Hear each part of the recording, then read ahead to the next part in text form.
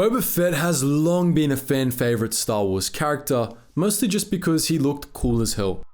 For a long time, however, Boba Fett was rather lacking in character and mainstream Star Wars media.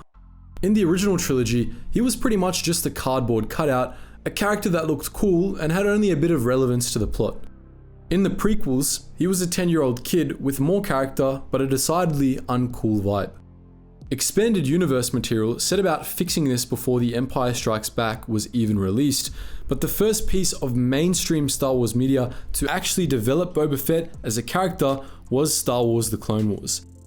In particular, the final arc of Season 2, consisting of the episodes Death Trap, R2 Come Home, and Lethal Trackdown, played a major role in shaping Boba Fett into an actual character.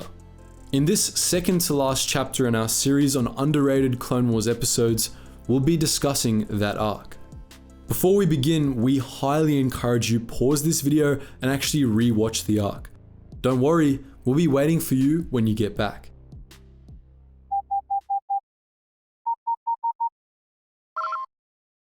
Attention, Sergeant on deck! If you've watched the arc just now, free to fast forward to the start of the next video chapter here on YouTube. If not, let's quickly recap what happened. This arc begins with a group of clone cadets taking a tour of a Republic Star Destroyer. Among them, in disguise, is a young Boba Fett who is secretly working with the bounty hunter Aurra Sing to kill Mace Windu. Fett's initial attempts to assassinate Windu fail, so he causes the ship's reactor to destabilize, forcing the Star Destroyer to crash on the planet Vancor. Fett, Aurra Sing, and their associates storm the wreckage, taking a few hostages and setting a trap for Windu and Anakin Skywalker, who escape the crash aboard their starfighters. This trap, a bomb built into Jango Fett's old helmet, succeeds in trapping the two Jedi on the Star Destroyer's bridge. Fortunately, R2-D2 manages to pilot a Jedi starfighter all the way back to Coruscant to get help.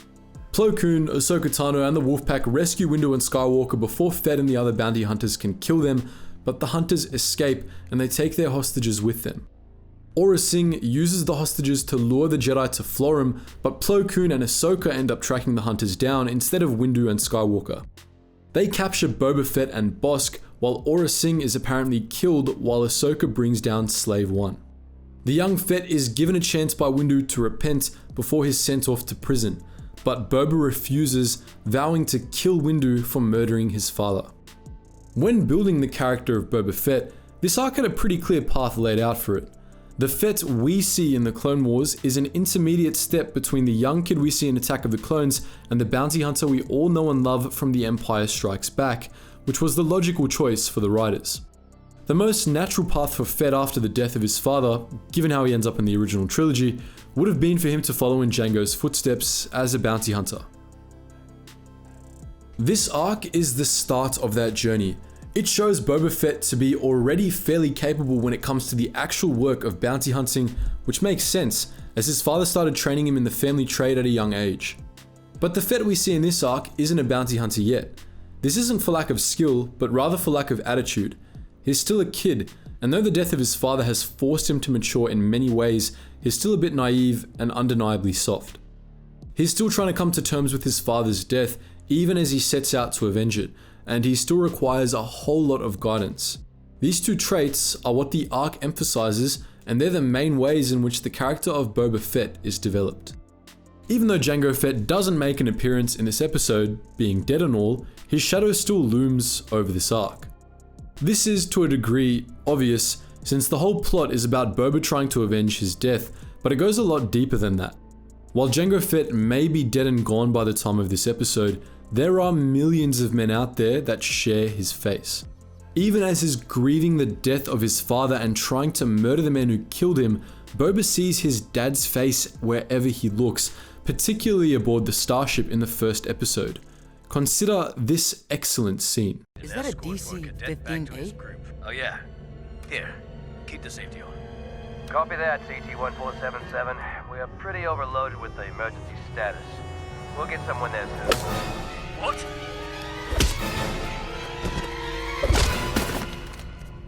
What are you doing? We're brothers. Don't shoot! You're not my brother. Don't shoot! Don't worry. CT-1477, report in.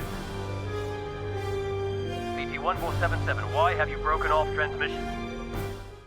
In this arc, Boba is on a mission to kill, but his mission is complicated by the fact that killing Windu means endangering other clones. He displays concern for this in other scenes, but is usually able to overcome it until he sees his father's face on a man he's about to kill. He has a degree of detachment from the other clones, as he doesn't consider them to be brothers and ultimately kills a whole lot of them anyway, but he can't kill them face to face. He can't bring himself to shoot the clone in this clip, instead resorting to stunning him and killing him indirectly by destroying the Endurance's reactor. This is a concern for Boba at other times as well. Shortly before this clip, he hesitates to take out the ship's reactor for fear of killing the crew. Additionally, he becomes attached to the group of clone cadets he joins in disguise and struggles to leave them behind at the end of Death Trap. This trait isn't as prominently on display in the arc's later episodes, but it still pops up from time to time, such as in this scene from Lethal Trackdown. Pathetic. Boba, do it. Boba! That was pawns. This adds a dimension of nuance to Boba Fett that wasn't really there before.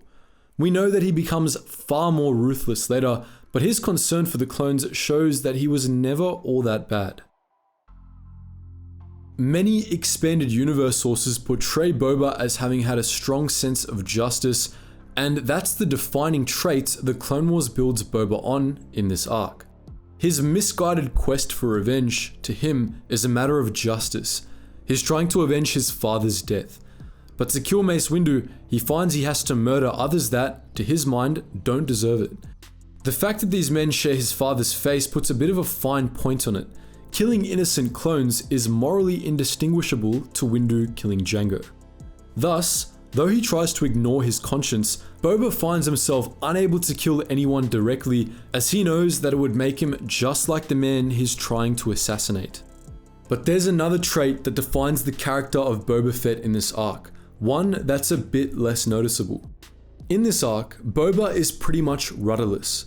The death of Jango has left him lost and confused and badly in need of some parental figure to fill the void. He's still impressionable and is young and emotionally scattered enough to not really know what he wants aside from the vague notion of justice for his father. In this arc, Aurra Sing provides guidance for him, serving as a surrogate parent of sorts. Though killing Windu is Fett's vendetta, Sing is the true main antagonist of this arc, as she's the one driving Fett along his quest for vengeance. Boba readily accepts her influence, even though he routinely has misgivings about her advice, especially when she tries to push him to become more cold-blooded. Aurra is pretty terrible to Boba throughout the whole arc, pushing him to do terrible things and threatening him when he doesn't. She even threatens to leave him adrift in space at one point. That was never part of the plan. I just wanted to kill the Jedi that murdered my father. Well, that will have to wait. Grow up. You'll get your revenge in time. Now get on board. We have to get out of here. Or you can go with your friends, who I'm going to jettison into the unknown. That would be poetic.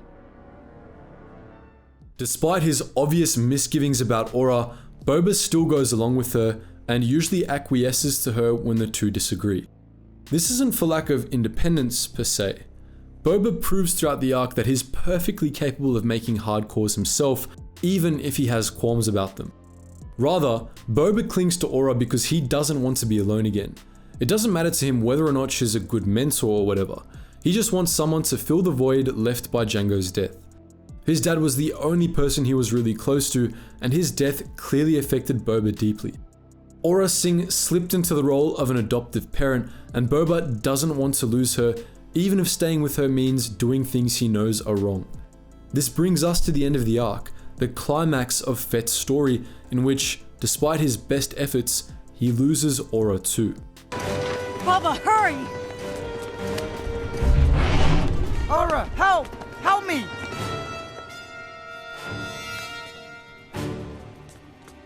Don't leave me! No! The hostages, where are they? Boba, if you do not tell us where those men are, they are going to die. Innocent men.